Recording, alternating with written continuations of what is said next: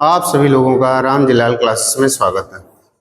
बच्चों, हम बात कर रहे थे फिनॉल की, और फिनॉल में हम लोग प्रिपरेशन मेथड सीख रहे थे। फिनॉल के प्रिपरेशन मेथड में हम लोगों ने दो मेथड सीख लिए थे।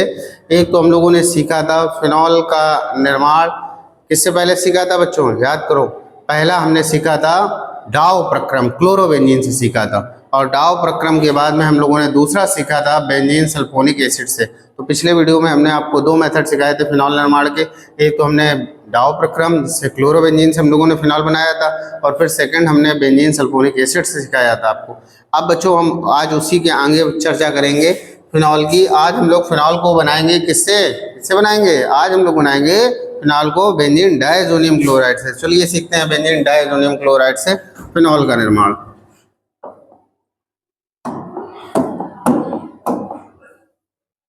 Benzene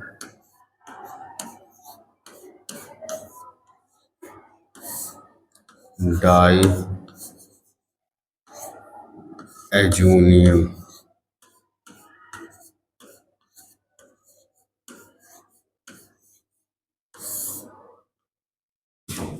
chloride.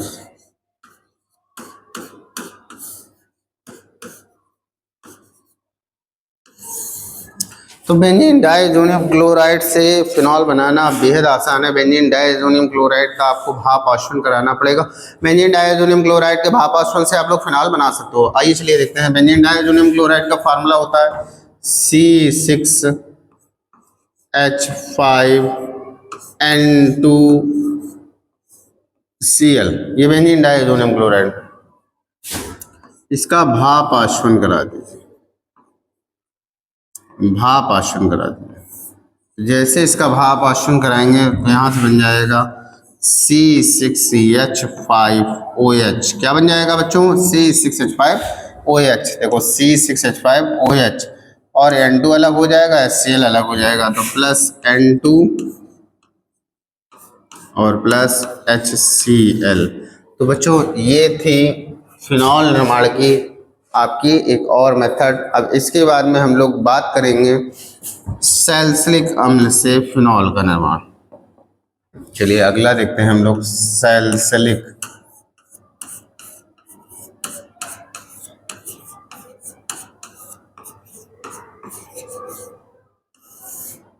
अम्ल से।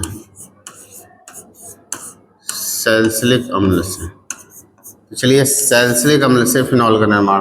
फार्मूला होता है C6H4 करो, C6H4, इधर OH और इधर COOH। ये है सैलिसिलिक अम्ल।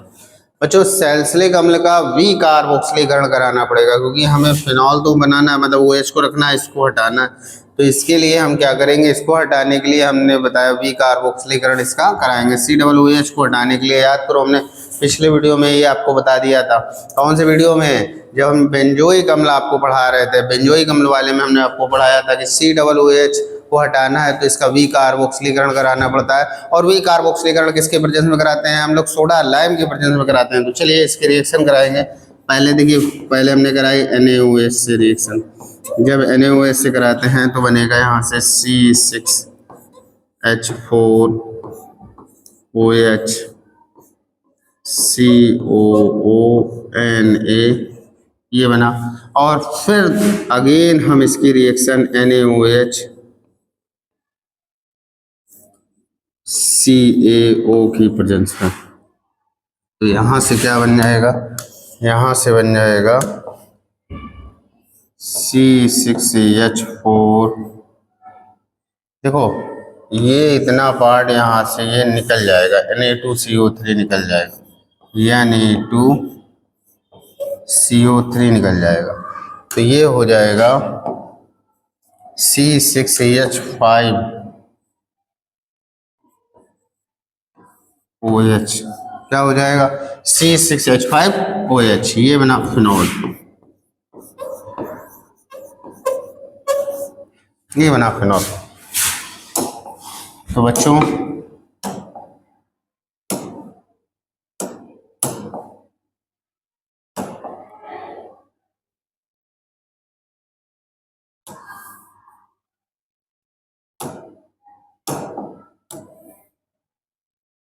आप लोग इसका स्क्रीनशॉट लीजिए जरा। आप बच्चों इसका स्क्रीनशॉट ले लीजिए, ले लीजिए। हाँ तो बच्चों आप लोगों ने इसका स्क्रीनशॉट ले लिया होगा। अब इसके बाद में चलते हैं इसके नेक्स्ट प्रिपरेशन मेथड में। आज हम लोग सीखेंगे ग्रिग्नार्ड रीजेंट से, ग्रिग्नार्ड अभिकर्मक से, ग्रिग्नार्ड अभिकर्मक से, ग्रिग्नार्ड अभिकर्मक से। तो चलिए ग्रिग्नार्ड अभिकर्मक से हम लोग बनाते हैं। सबसे पहले आपको क्या कराना पड़ेगा बच्चों, ग्रिग्नार्ड अभिकर्मक की रिएक्शन। ग्रिग्नार्ड अभिकर्मक यहाँ पे कौन सा लेंगे, फेनिल C6H5Mg Br, यानी हम लोगों ने लिया फेनिल मैग्नीशियम ब्रोमाइड। कौन सा लिया बच्चों, फेनिल मैग्नीशियम ब्रोमाइड। इसकी रिएक्शन आपको ऑक्सीजन से करा देनी, तो इसकी रिएक्शन आप ऑक्सीजन से करा दीजिए। जैसे ही आप ऑक्सीजन से रिएक्शन कराओगे बन जाएगा C6H5OMgBr, ये बन जाएगा C6H5OMgBr। इसके बाद में इसका अम्लीय जल अपघटन करा दीजिए। क्या करा दीजिए, इसका अम्लीय जल अपघटन करा दीजिए, इसका अम्लीय जल अपघटन करा दीजिए। तो अम्लीय जल अपघटन जैसे ही कराते हैं तो यहाँ से बच्चों मिल जाएगा C6H5OH। क्या मिल जाएगा जरा ध्यान देना, C6H5OH, और यहाँ से निकल जाएगा आपका MgOH ये निकल जाएगा। तो ये बना फिनॉल। तो बच्चों फिनॉल निर्माण की एक और ये मेथड ग्रिग्नार्ड अभिकर्मक से। अब हम लोग पढ़ने आ रहे हैं फिनॉल निर्माण की सबसे मोस्ट इम्पॉर्टेंट मेथड। इसको बहुत ही ध्यान से आपको देखना है। हम लोग बहुत बहुत बहुत इम्पॉर्टेंट मेथड पढ़ने जा रहे हैं क्यूमीन से, क्यूमीन से। आप सभी के लिए मोस्ट इम्पॉर्टेंट मेथड है ये, मोस्ट इम्पॉर्टेंट मेथड है। आप ये समझ लीजिए मोस्ट इम्पॉर्टेंट मेथड है क्यूमीन से। तो इसके लिए क्या करेंगे, क्यूमीन का फार्मूला होता है C6H5 single bond CH single bond CH3 single bond CH3, ये हमारा है क्यूमीन। इसकी रिएक्शन हम सबसे पहले ऑक्सीजन से कराएंगे। किससे कराएंगे, ऑक्सीजन से कराएंगे। क्यूमीन की सबसे पहले रिएक्शन हम लोग ऑक्सीजन से कराएंगे। क्यूमीन की रिएक्शन एक बार फिर से देख लीजिए जरा।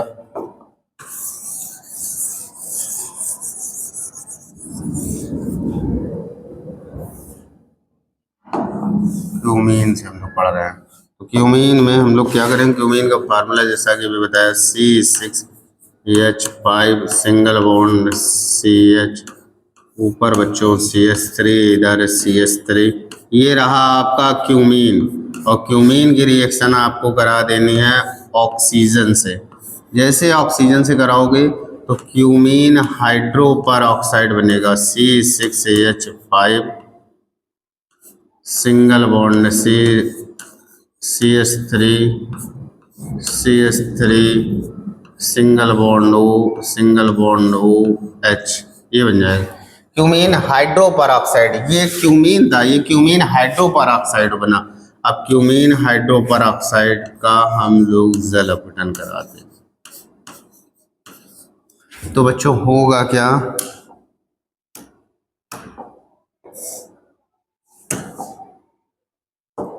देखो बच्चों होगा क्या, होगा ये इतना पार्ट आपको जो ये दिख रहा है ये वाला, ये आप पृथक हो जाएगा और ये बन जाएगा आपका फिनॉल बन जाएगा। क्या बन जाएगा, फिनॉल C6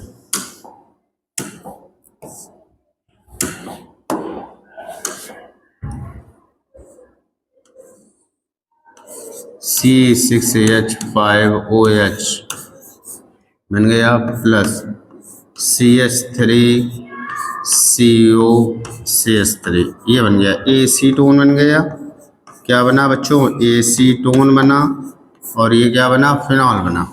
तो ये था फिनॉल निर्माण की क्यूमीन प्रोसेस। अब इसके बाद में हम लोग पढ़ेंगे रेशिग मेथड, रेशिग विधि। अब हम लोग पढ़ेंगे रेशिग विधि। चलिए रेशिग विधि देख लीजिए। इसमें क्या करते हैं, रेषिक विधि में, रेषिक विधि से जब भी हम लोग बात करेंगे किसी भी कंपाउंड के निर्माण की, तो सबसे पहले बेंजीन की रिएक्शन कराएंगे। तो यहाँ पर बेंजीन लेते हैं C6H6 प्लस इसके साथ में HCl लेंगे और इसके साथ में आप हाफ O2 लो। इनकी रिएक्शन कराएंगे। इनकी रिएक्शन हम FeCl3 की प्रेजेंस में करा लेते हैं। टेम्परेचर 250 रखते हैं। 250 टेम्परेचर पर इनकी रिएक्शन होगी तो होगा क्या बच्चों, एक H यहाँ का, एक H यहाँ का, ऑक्सीजन से अपग्रेड करके H2O बना लेगा और यहाँ से क्लोरोबेंजीन आपको मिल जाएगी, C6H5Cl मिल जाएगा और प्लस H2O। ये मिल गया आपको क्या, क्लोरोबेंजीन मिल गया। क्या बच्चों मिल गया, क्लोरोबेंजीन। चलिए क्लोरोबेंजीन लिखा C6H5Cl, इसका हमने जल अपघटन कराया H2O से और ये हम Cu2Cl2 की प्रेजेंस में कराएंगे 450 टेम्परेचर पे। इतने टेम्परेचर पे कराएंगे। वैसे ही क्या होगा, यहाँ से C6H5OH फिनॉल मिल जाएगा और यहाँ से HCl आपका पृथक हो जाएगा। तो ये मिला आपको फिनॉल। क्या मिला, फिनॉल मिला। तो ये थी आपकी फिनॉल निर्माण की राशिक विधि। बच्चों बहुत ज़्यादा, सबसे ज़्यादा इम्पोर्टेंट रिएक्शन है और कई बार पेपर में पूछी गई है, फिनॉल निर्माण की राशिक विधि। अब हम लोगों को एक और मेथड बचा है टॉलुइन के ऑक्सीकरण से। टॉलुइन के ऑक्सीकरण से भी हम लोग बना सकते हैं फिनॉल को। तो लास्ट मेथड हमारा बचा है टॉलुइन से। आइए चलिए देखते हैं टॉलुइन से। टॉलुइन से, टॉलुइन से, टॉलुइन से बच्चों, टॉलुइन से कैसे बनाएंगे। टॉलुइन का फार्मूला होता है C6H5CH3। ये है हमारा टॉलुइन। इसकी रिएक्शन आप करा दीजिए, इसका ऑक्सीकरण करा रहे हैं, टॉलुइन के ऑक्सीकरण से बना रहे हैं। तो टॉलुइन का ऑक्सीकरण आपको कराना है MnCl2 प्लस CuCl2, इसकी प्रेजेंस में करा देंगे तो होगा क्या, यहाँ से बन जाएगा C6H5OH प्लस H2O और प्लस CO2। ध्यान से देखना बच्चों, इधर C6H5 तो है, एक H एक ऑक्सीजन, तो C6H5OH, 2H बचे तो ऑक्सीजन, देखो 3H थे, एक O के साथ में H मिलाकर C6H5OH बना लिया, 2H बचे, एक O ऑक्सीजन से रिएक्ट करके H2O बना लिया और 2 ऑक्सीजन बचे उस कार्बन के साथ में अटैच होकर CO2 बना लिया। अब इसके बाद में बच्चों फिनॉल निर्माण की टोटल आपकी संपूर्ण विधियां खत्म हो गई है। एक बार सभी विधियों को हम लोग देख लेते हैं। बच्चों 2 विधियां आपको याद होगी, हमने पिछले वीडियो में पढ़ाई थी। आज हमने स्टार्ट किया है तीसरी विधि। ये आपकी है तीसरी विधि है ये बेंजीन डाइएजोनियम क्लोराइड से। बेंजीन डाइएजोनियम क्लोराइड का भाप आश्वन करा के हमने ये फिनॉल बनाया। ये बेंजीन डाइएजोनियम क्लोराइड के भाप आश्वन से ये हमने फिनॉल बनाया। दूसरा अगला हमने पढ़ा है, अगला हम लोगों ने पढ़ा है सैलिसिलिक अम्ल से। किससे पढ़ा, सैलिसिलिक अम्ल से। तो 4 नंबर मेथड हम लोगों ने सैलिसिलिक अम्ल का हमने कार्बोक्सिलीकरण करा के फिनॉल प्राप्त किया। इसके बाद में अगला नंबर बच्चों हम लोग पढ़ रहे हैं ग्रिग्नार्ड अभिकर्मक से। ग्रिग्नार्ड अभिकर्मक की ऑक्सीजन से रिएक्शन करा के हमने एक योगात्मक यौगिक प्राप्त हुआ, जिसका जल अपघटन करा के हम लोगों ने फिनॉल प्राप्त किया। इसके बाद वाला जो प्रोसेस है, बच्चों देख लीजिए। इसके बाद वाला प्रोसेस जो है ये है आपका क्यूमीन से। किससे है, क्यूमीन से। तो क्यूमीन की ऑक्सीजन से अपक्रिया करा के आपको हाइड्रोपर ऑक्साइड मिला और हाइड्रोपर ऑक्साइड का जल अपघटन कराने पर हमें फिनॉल और एसीटोन दोनों मिला। इसके बाद में अगला हमने लोगों ने मेथड पढ़ा रेसिक मेथड में हमने बेंजीन की रिएक्शन HCl और O2 से कराई तो हमें क्लोरोबेंजीन मिला, जिसका जल अपघटन हम लोगों ने उत्प्रेरक की उपस्थिति में कराया तो फिनॉल मिला। और फाइनली हम लोगों ने लास्ट पढ़ी थी टॉलुइन से। तो टॉलुइन से आप लोगों ने देखा कि टॉलुइन का ऑक्सीकरण कराने पर भी आपको फिनॉल प्राप्त हुआ। तो ये थी सारी फिनॉल निर्माण की प्रोसेस। अब हम लोग फिनॉल की फिजिकल प्रॉपर्टी पढ़ लेते हैं, भौतिक गुण। भौतिक गुण। तो फिनॉल कैसा होता है? फिनॉल नंबर 1, फिनॉल फिनॉल रंगहीन, क्रिस्टली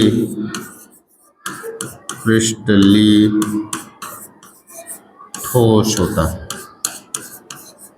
ठोस होता है।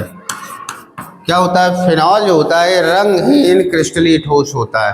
बच्चों आप लोग देखोगे जब सर्दियों के समय में तो ये आपको ठोस अवस्था मिलेगा, परंतु जब गर्मियों के समय में देखोगे तो ये आपको लिक्विड अवस्था मिलेगा। क्यों?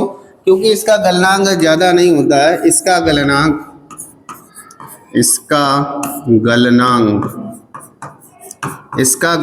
कितना होता है? मात्र 42 डिग्री सेंटीग्रेड होता है। 42 डिग्री सेंटीग्रेड होता है, मतलब 42 से कम ताप पर ये ठोस अवस्था मिलेगा और इससे अधिक ताप पर ये आपको लिक्विड फॉर्म में मिलेगा। इसके बाद में इसकी जो गंध होती है, इसकी गंध कैसी होती है? विशिष्ट फिनोलिक होती है, विशिष्ट फिनोलिक होती है।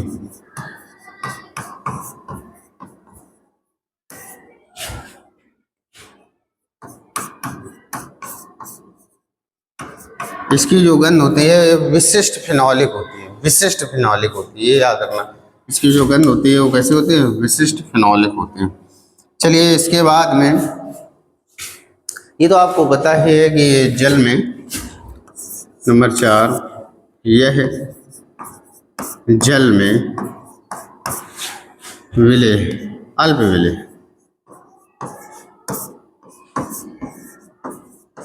मतलब कम घुलता है। घुलता तो है, कारण उसका ये है कि जल से हाइड्रोजन बॉन्डिंग कर लेता है, इसीलिए जल में ये विलेय होता है, अल्प विलेय है, लेकिन बहुत तीव्रता से नहीं घुलता है। लेकिन ये है कि जल में विलेय है, जल में ये जल से हाइड्रोजन बॉन्डिंग कर लेता है। तो बच्चों ये आपकी है फिजिकल प्रॉपर्टी। तो आप चाहो तो इसका स्क्रीनशॉट ले लीजिए और इसको नोट कर लीजिए।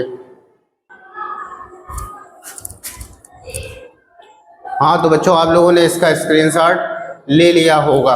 अब स्क्रीनशॉट के बाद में हम लोग चलेंगे इसकी केमिकल प्रॉपर्टी की ओर। किसकी ओर चलेंगे? केमिकल प्रॉपर्टी की ओर। चलिए इसकी केमिकल प्रॉपर्टी हम लोग समझते हैं। तो अब आप हेडिंग डाल सकते हो, फिनॉल के रासायनिक गुण। फिनॉल के रासायनिक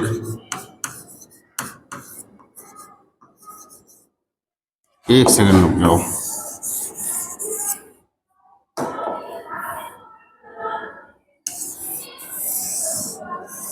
अब ठीक है, फिनॉल के रासायनिक गुण। अब आप हेडिंग डाल लीजिए, फिनॉल के रासायनिक गुण।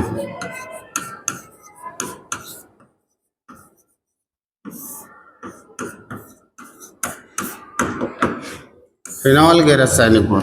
बच्चों अगर हम बात करें फिनॉल के रासायनिक गुणों की, किसकी बात करें? फिनॉल के रासायनिक गुणों की।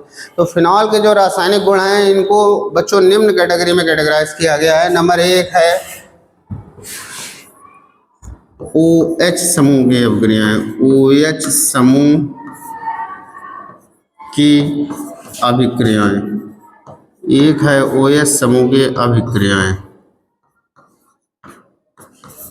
OH समूह की अभिक्रियाएं, और दूसरी होती हैं बच्चों बेंजीन नाभिक की अभिक्रियाएं।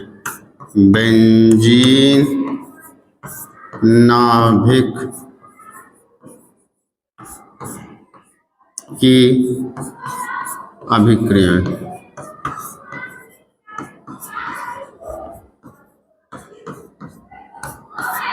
बच्चों जो फिनॉल के रासायनिक गुण हैं इनको हम लोगों ने निम्न 2 कैटेगरी में कैटेगराइज किया है।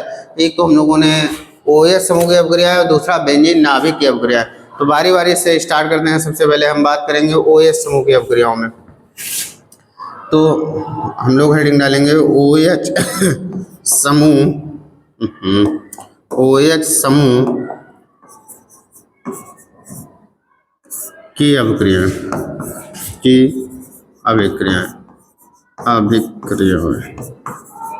तो बच्चों जो ये OS समूह की अभिक्रियाएं होती हैं इनको दो कैटेगरी में कैटेगराइज किया गया है। नंबर एक, अल्कोहल से भिन्न अभिक्रियाएं। अल्कोहल से भिन्न अभिक्रियाएं, अल्कोहल से भिन्न अभिक्रियाएं। पहले हम लोग पढ़ेंगे अल्कोहल से भिन्न अभिक्रियाएं, मतलब फिनॉल जो होता है वो अल्कोहल से भिन्न अभिक्रियाएं प्रदर्शित करता है, अल्कोहलों से डिफरेंट अभिक्रियाएं प्रदर्शित करता है, तो उनको हमें इसके अंतर्गत पढ़ना। और दूसरा है अल्कोहलों के समान अभिक्रियाएं। अल्कोहलों के समान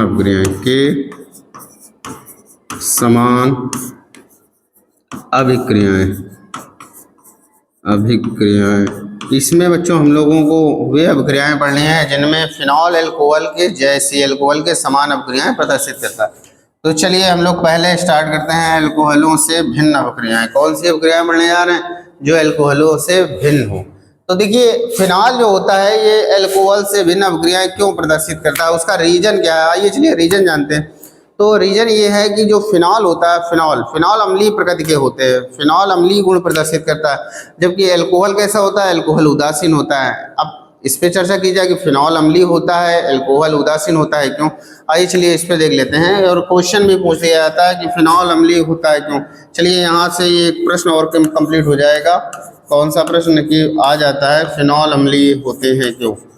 फिनॉल अम्लीय होते हैं, फिनॉल अम्लीय होते हैं क्यों? या फिनॉल अम्लीय होते हैं जबकि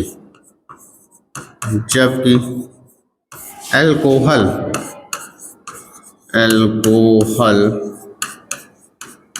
उदासीन होते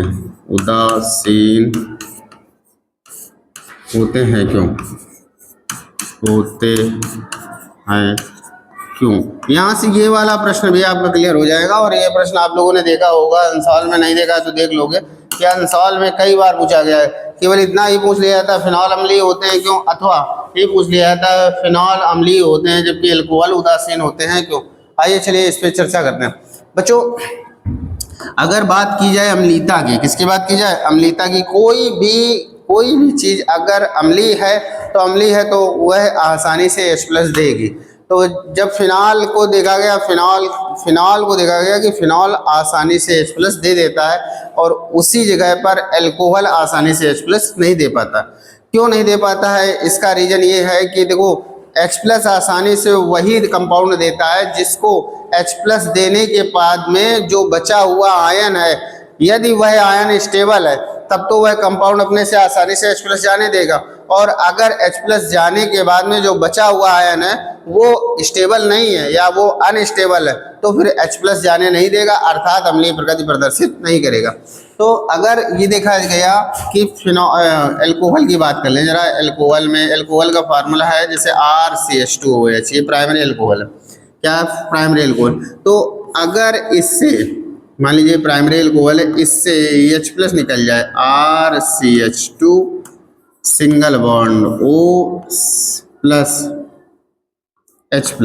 मान लीजिए इससे H+ निकल गया, क्या हुआ? अल्कोहल से मान लीजिए, वैसे ऐसा संभव नहीं है, अगर मान लीजिए इससे H+ निकल गया, यहाँ पे जरा बच्चों समझो, यहाँ पर क्या होगा? RCH2OH था, क्या था? RCH2OH था। अब अगर यहाँ से बच्चों ध्यान देना, यदि यहाँ से H+ निकल जाए तो होगा क्या? देखो बच्चों यहाँ ऑक्सीजन के पास हमें क्या होता है, 2 लॉन पेयर होते हैं और ऊपर से अगर यहाँ से H+ निकलेगा, क्या निकलेगा? H+ निकलेगा तो ये वाले इलेक्ट्रॉन भी ऑक्सीजन को लेने पड़ेंगे। जब ये इलेक्ट्रॉन ऑक्सीजन को लेने पड़ेंगे तो ऑक्सीजन के पास में अब हो जाएंगे, देखो ये वाले इलेक्ट्रॉन तो पहले से थे, इसके साथ साथ ये बॉन्ड टूटा तो ये वाले भी इलेक्ट्रॉन ऑक्सीजन को लेने पड़ेंगे और इस पर आ जाएगा नेगेटिव चार्ज। इसको कहते हैं एल्कोक्साइड। क्या कहते हैं? एल्कोक्साइड बोलते हैं इसको, एल्कोक्साइड। अगर यहीं पर हम बात कर लें फिनॉल की, इसकी बात कर लें फिनॉल की, तो फिनॉल का फार्मूला होता है C6H5OH। यहाँ भी इसके पास में क्या होगा बच्चों, इसके पास में भी लॉन पेयर होगा, ये ऑक्सीजन के पास में लॉन पेयर होगा।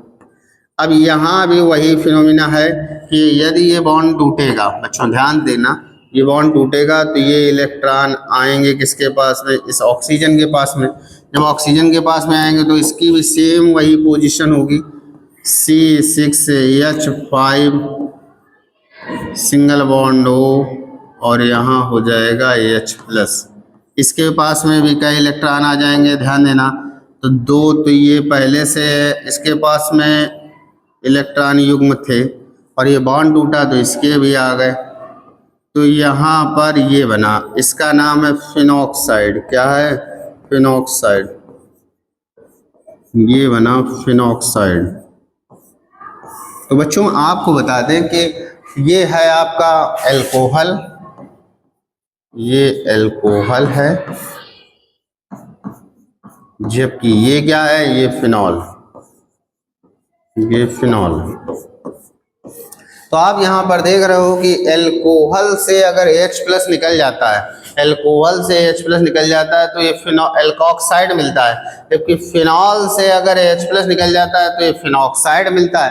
तो अब आपको ये देखना है कि H+ निकलने के बाद में एल्कोक्साइड यदि स्टेबल है तो ये H+ को जाने देगा और अम्लीय प्रकृति दर्शाएगा, और फिनॉल से अगर H+ निकल जाए तो H+ निकलने के बाद में बचा हुआ फिनॉक्साइड आयन अगर स्टेबल है तो ये H+ को जाने देगा, अम्लीय प्रकृति प्रदर्शित करेगा। तो दोस्तों आपकी जानकारी के लिए बता दें कि एल्कोहल से जब H+ निकल जाता है तो बचा हुआ एल्कोक्साइड आयन अनस्टेबल होता है, अनस्टेबल होता है। क्यों अनस्टेबल होता है? क्योंकि इसके जाने के बाद में इस पर आया हुआ नेगेटिव चार्ज केवल और केवल ऑक्सीजन को ही लेना पड़ता है, ये चार्ज आगे कार्बन बिल्कुल नहीं लेता है। क्यों नहीं लेता है? क्योंकि इस कार्बन से जुड़ा हुआ R जो है वो होता है इलेक्ट्रॉन डोनेटिंग एजेंट, अर्थात जिससे जुड़ा होता है उसको इलेक्ट्रॉन देता रहता है।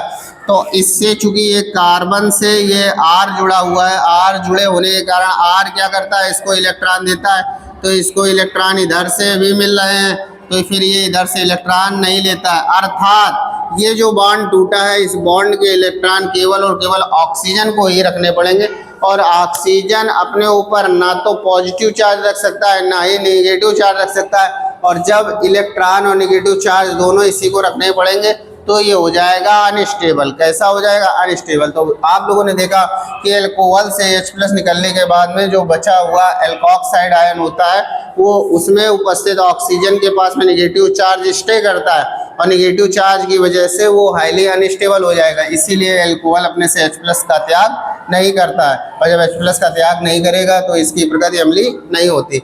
उसी जगह पे अगर फिनॉल की बात कर ली जाए तो फिनॉल से H+ निकलने के बाद में बचा हुआ जो फिनॉक्साइड आयन है ये स्टेबल होता है। इसकी स्टेबिलिटी का कारण क्या है? इसकी स्टेबिलिटी का कारण है इसकी रेजोनेटिंग स्ट्रक्चर, मतलब फिनॉक्साइड आयन अपनी 5 रेजोनेटिंग स्ट्रक्चर के कारण बहुत ज़्यादा स्थायी होता है।